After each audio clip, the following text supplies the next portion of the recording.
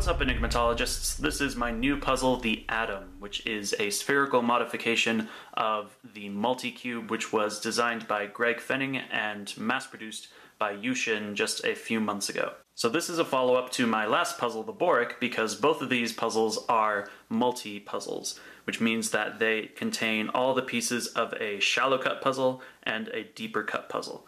This one is based off of the Skewb geometry, so on the inside is a compicube, which means that the centers remain fixed and then the corners and edges turn with it.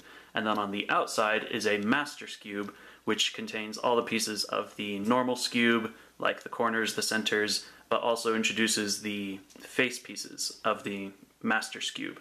So whenever you make a turn like this on the corner, you can see that on the inside, centers remain fixed, and then edges get turned with the corners, and then on the outside, the center pieces, the corners, and the face pieces, as well as the edges, all get turned together. So it can mix up very quickly, and to solve this puzzle, you've got to solve the inside sphere as well as the outside sphere, which makes it much more difficult than a non-multi puzzle.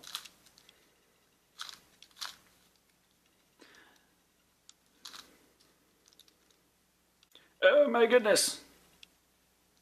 Oh no! Oh no! Wait. Oh shoot. Oh shoot. Oh crap. Wait.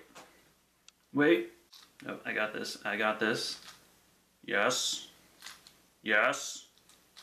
No! Oh, Sons of Anarchy! Ah, curses! Okay, whatever. Ah, piss. It was going so well, too!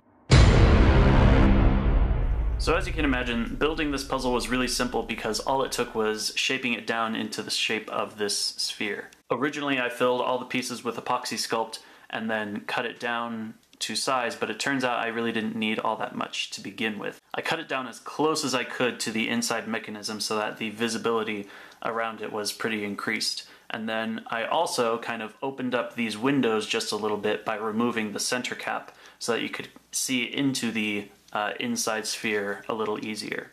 The stickers were all hand cut and were made from the fluorescent textured vinyl material that I purchased from Tony Fisher a few years ago and is also used on a lot of the Meffert puzzles. So the color scheme is actually based off of the original Skewb color scheme that uses this same material.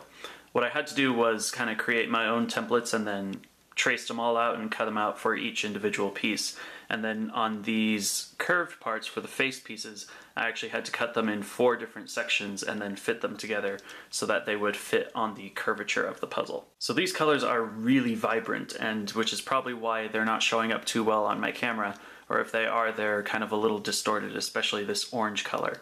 But it looks really great on this puzzle, and I think it's a good match kind of just for it overall. And it looks really cool when it's all scrambled up, which I'll show you here.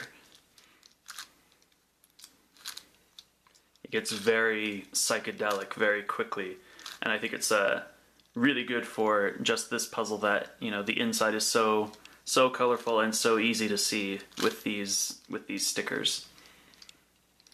So that's about it, guys. A pretty straightforward mod. If you like this puzzle, give me a thumbs up on this video. I'd really appreciate it. And if you're interested in seeing more of my projects and puzzle modifications in the future, definitely subscribe to my channel. It'd really help me out. Otherwise, thanks for watching, and I'll see you guys next time.